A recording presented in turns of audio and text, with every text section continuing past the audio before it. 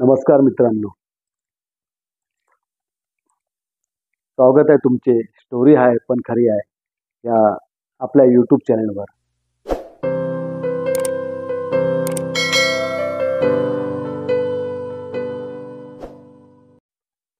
मित्रांनो, आज तुम्हाला एक नवीन स्टोरी, छोटीशी स्टोरी मी तुम्हाला सांगणार आहे.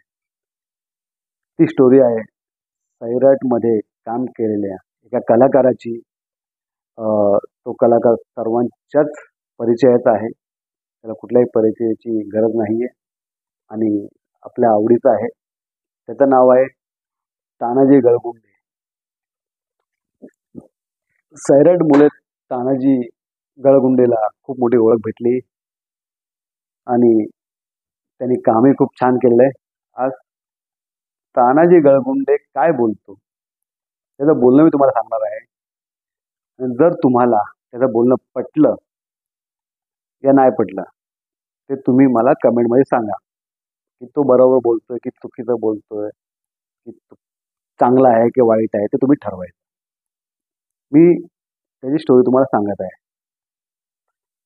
तानाजी गळगुंडे बोलतो की अगोदर फिल्मच्या अगोदर जेव्हा लाईनीमध्ये फिल्मच्या दुनियेमध्ये काम करण्याच्या अगोदर मी वाळू उचलायला जायचो. तेव्हा मला 300 रुपये मिळायचे आणि जेव्हा मी सैराट चित्रपट केला तेव्हा मला 25,000 रुपयांचा चेक मिळाला होता. जेव्हा मला सैराट चित्रपटमध्ये काम भेटले होते त्या चित्रपटामधून मला 25,000चा चेक मिळाला होता. तो मी माझ्या मित्राच्या नावाने त्याच्याकडे दिला होता, कारण की मला माझ्या मित्राला मदत करायची होती आणि माझ्या मित्राला त्या पैशाची खूप गरज होती. म्हणून ते 25,000 मी मित्राला दिले आणि ते 25,000 मी अजूनही त्या मित्राकडून मागितले नाही.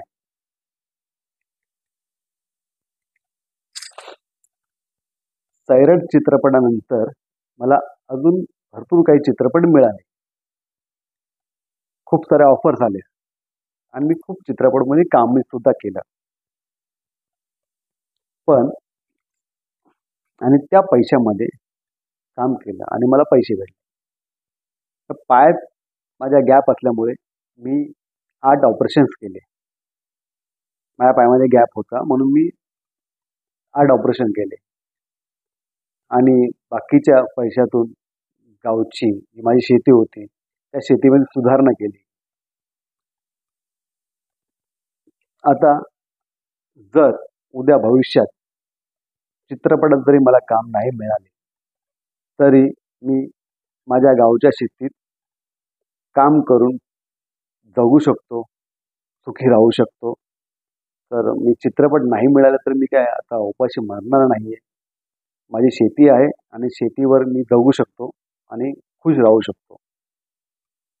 आणि मित्राला केलेली निस्वार्थी मदत आणि भविष्यासाठी केलेली तरतूद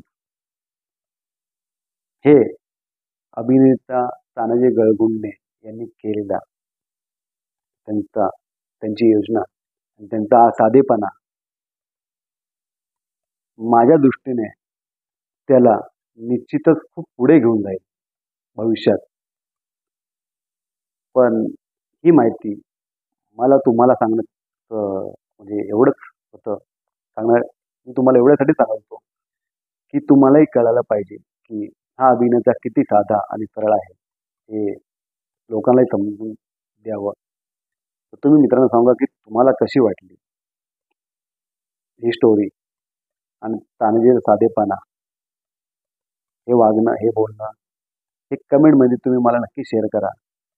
आणि व्हिडिओ जर आवडला असेल, तानाजीबद्दल माहिती आवडली असेल ती लोकांपर्यंत पोचवा, शेअर करा.